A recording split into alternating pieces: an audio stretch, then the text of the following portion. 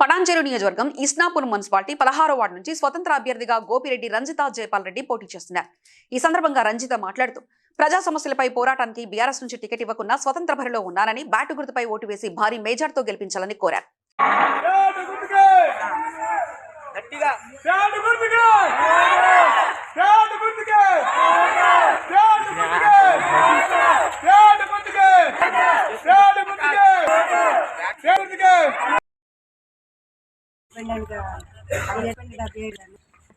TRS party ఇస్తామని last వరకు ఇవ్వకుండా మూసారు.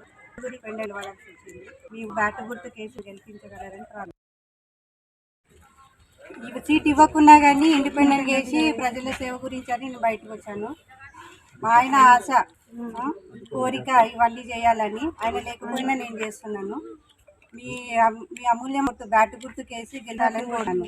మీకు ఏ ప్రాబ్లం అని మా ఇంటి వద్ద అయినా కానీ తలుపు తట్టినా మీ ప్రాబ్లం అన్ని సాల్వ్ చేస్తానని కోరుతున్నాను. అప్పుడు జైపాల్ కూడా ఉన్నప్పుడు కూడా నా భర్త జైపాల్ రెడ్డి ఉన్నప్పుడు కూడా ప్రజాసేవకి అంకితమయ్యాడు.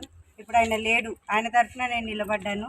మీ బ్యాట్ అమూల్యమైన ఓటు గుర్తు కేసి మమ్మల్ని భారీ మెజారిటీతో గెలిపించాలని కోరుతున్నాను.